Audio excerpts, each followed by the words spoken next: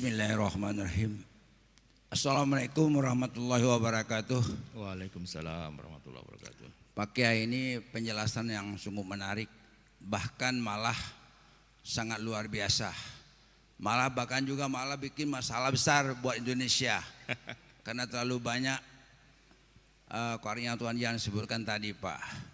Jadi kalau seandai kata ini Pak Ustadz, saya ingin tanyakan, di Indonesia ini aja Pak, budaya-budayanya sangat ribuan budaya.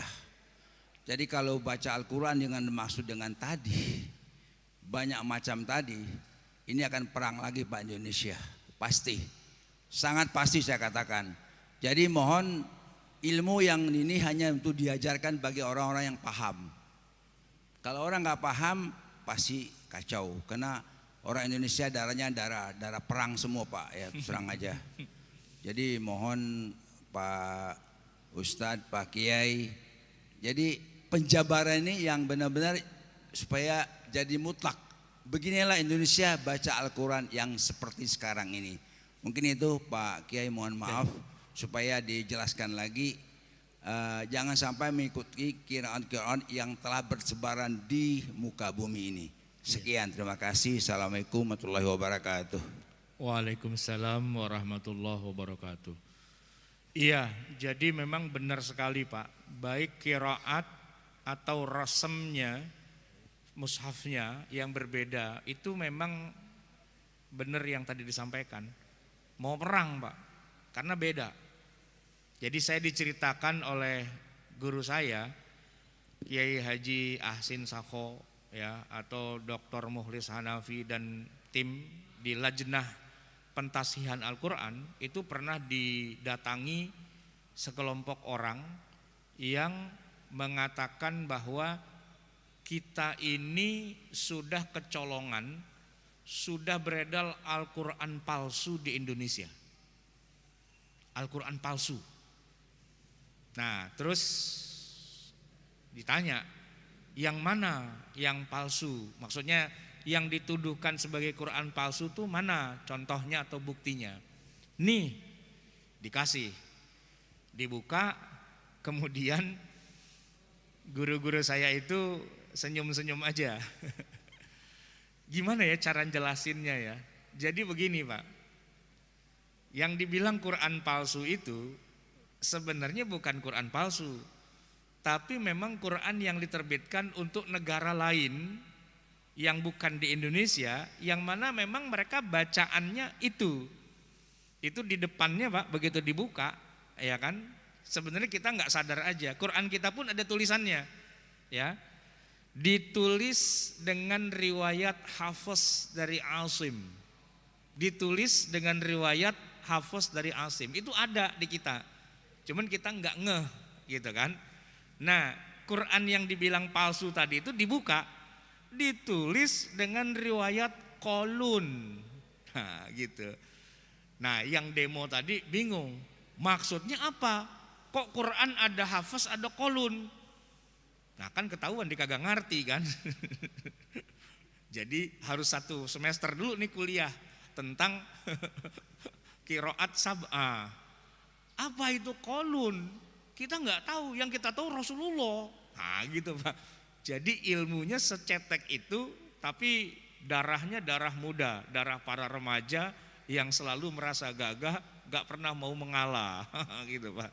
Jadi orang semua salah mulu bawaannya, padahal ilmunya dia yang gak nyampe, gitu ya. Gara-garanya gini Pak, kan sekarang orang dikit-dikit ke Mekah, dikit-dikit umroh dan sebagainya.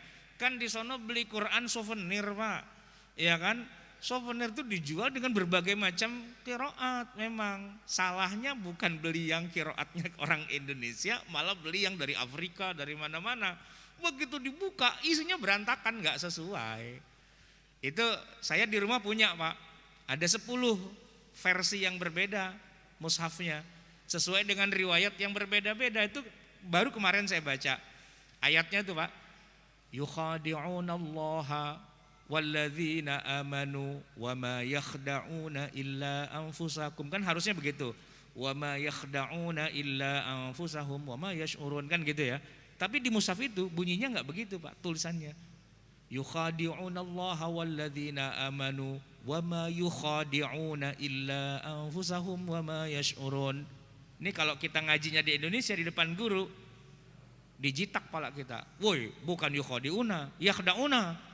Tapi di sini tulisannya yukhadi'una. Coba lihat mushafnya. Itu mah mushaf waras itu dari Afrika. Nah, qiraatnya mereka bukan yakhda'una, yukhadi'una. Kok bisa? Ya ngaji dulu lah. Kita belajar qiraah sab'ah, itu kita akan ketemu. Nah, kalangan yang baru sadar agama, ya baru dikit banget ilmunya, itu kita hargai semangat keislamannya. Cuman memang kita agak sedikit menyesali kecetekan ilmunya. Dia selalu bilang begini, pokoknya kalau nggak sesuai dengan ilmu saya, itu musuh. Itu harus kita perangi, harus kita bantai dan sebagainya. Padahal dia yang kagak ngerti, dia yang kagak tahu, gitu. Buktinya itu lajnah pentasihan Al-Quran digeruduk rame-rame itu Pak, ya kan? Dan kejadian nggak cuma sekali, berkali-kali. Ada lagi. Gara-garanya dia pulang umroh, dia beli mushaf yang untuk negara lain, terus dia bilang kita kecolongan pala lo, lu aja yang salah beli gitu istilahnya. Dan itu sering terjadi Pak, hal-hal seperti itu. Nah memang ya bagusnya orang kalau belajar baca Quran pakai satu qiraat saja. Kita ini kan qiraatnya di Indonesia rata-rata semuanya itu dari jalurnya Hafs dari Asim. Jadi jangan yang aneh-aneh gitu ya kan. Siapa sih yang awal mulanya suka aneh-aneh gitu? Ada Pak, ya orangnya masih hidup, udah senior, yaitu qari Indonesia yang paling terkenal. Siapa Pak? Qori Indonesia yang paling topnya qori, Kiai Haji Muammar ZA. Bagus Pak bacaannya Pak. Cuman dia juga nih yang bikin gara-gara.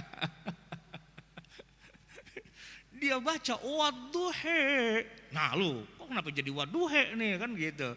Kaget kita gitu. Kita tanyain, Kiai kenapa jadi wadduhe? Yaitu riwayatnya Wars tuh, riwayatnya Kolun tuh begini-gini. Riwayat apaan lagi? Nah udah ente ngaji aja sama guru saya. Rupanya dia punya guru Pak. Gurunya dari Madinah, orang Indonesia. Gurunya Kiai Haji Ahmad Fatoni, LCMA. Nah beliau ini emang guru qiraat sab'ah, guru rosem. Memang ngajarin itu semua sebagai sebuah ilmu. Oleh muridnya dipamerin kemana-mana gitu. Ada buruknya, ada baiknya. Buruknya kalau yang kagak ngerti, yang napsuan dikit-dikit pengen nafsu aja gitu, wah habis tuh gitu kan. Tapi kalau orang yang berilmu dia kaget, apalagi tuh kayak gitu, gitu kan. Tapi kemudian jadi pengen belajar, oh gitu ya, oh itu riwayat yang sahih juga, oh itu mutawatir, belajar dong, mau dong, ngaji dong gitu kan. Nah itu Pak, ceritanya dulu di Madinah itu ada orang dari Afrika baca Quran yang kacau balau menurut telinganya ulama di Saudi. Ini apa lagi nih gitu kan. Laporan sampai ke Syekh bin Baz. Turun tangan beliau. Mana orangnya yang baca Quran barangan itu? Wah dipanggil Pak. Ditanyain, coba lu baca yang bener gitu kan. Dia baca. Memang enggak benar bacaannya, kacau balau, gitu kan? Maka ditanya, kamu kok bisa baca Quran kayak gitu? Siapa yang ngajarin? Guru saya. Dari mana? Dari Afrika. Riwayatnya si anu sampai ini dan mutawatir. Bin Bas bingung Pak. Ada ya bacaan yang mutawatir juga. Maka kata Bin Bas, kalau gitu ilmu tentang qiraah ini mesti kita pelajarin. Panggil ulama paling pinter di dunia ini yang tentang qiraah. Suruh ngajar di sini di Madinah. Kita bayar berapapun dia minta harga atau minta honor gitu istilahnya. Semua sepakat pusatnya itu adanya di Mesir, di Azhar. Dan tokoh yang paling top, markotopnya, ulama paling senior banget tentang qiraah sab'ah itu yang bisa disebut adalah Syekh Abdul Fattah Al-Qadhi. Sudah tua, sudah pensiun. diundang oleh Syekh bin Bas atas nama kerajaan, tolong ente kesini ajarin ilmu qiraat buat pemuda dari seluruh dunia. Pokoknya ente tanggung jawab. Nih kalau nggak diajarin lagi ilmunya hilang. Kita jadi nggak tahu ada banyak qiraat. Negosiasi panjang, akhirnya beliau mau. Maka berdirilah Universitas Islam Madinah, Jami'ah Islamiyah Madinah. Itu yang paling topnya ngajarin qiraah sab'ah. Nah, yang jadi muridnya dari seluruh dunia, salah satunya dari Indonesia, Dr. Ahmad Fatoni dan Dr. Ahsin Sakho. Dua orang itu Pak yang bawa riwayat itu ke Indonesia. Muridnya Muammar ZA. Muammar baca di TV di mana orang pada kaget gitu. Ya kalau yang tahu, wah gua belajar dong nih, ini ilmu yang jarang-jarang adanya. Tapi yang tadi yang sumbu pendek langsung ngamuk, Pak ini apa lagi gitu. Jadi ya kita ada dua pilihan. Mau kita diam-diamin aja, kita tutup-tutupin gitu ya, biar umat bodoh terus nggak tahu ada perbedaan itu, atau ya kita buka aja sekalian gitu, jujur. Tapi kalau udah jujur jangan ini jadi masalah ya di tengah masyarakat gitu. Ya jadi ya saya menganggap kalau yang hadir di sini mah udah pinter semua. Jadi ya saya buka aja gitu, nggak saya bohongin. Enggak, yang benar cuma ini, yang lain nggak ada gitu. Itu kan kalau buat anak kecil kita bohongin begitu bisa. Ya karena ada anak kecil begini Pak, dia baca Quran salah. Dia bener sama gurunya, dia bilang, wah ini qiraah sab'ah Ustaz. Sab'ah pala lu mau ini aja, udah nggak usah sab'ahan gitu. Tapi kalau yang udah pinter-pinter kan tahu, oh bacaan begitu nggak ada di kita, adanya cuma satu doang. Bismillahi majreha wa mursaha. Itu kita bacanya majreha Pak. Tapi kalau waduha jangan baca waduhe. Itu bukan bacaan kita, itu bacaan yang lain lagi. Gitu ya. Ya kira-kira begitulah Pak. Cuman kenapa saya bongkar di sini? Ya ini kan ulama semua nih yang hadir. Jadi ya saya anggap udah pada pinter lah gitu, udah pada ngerti.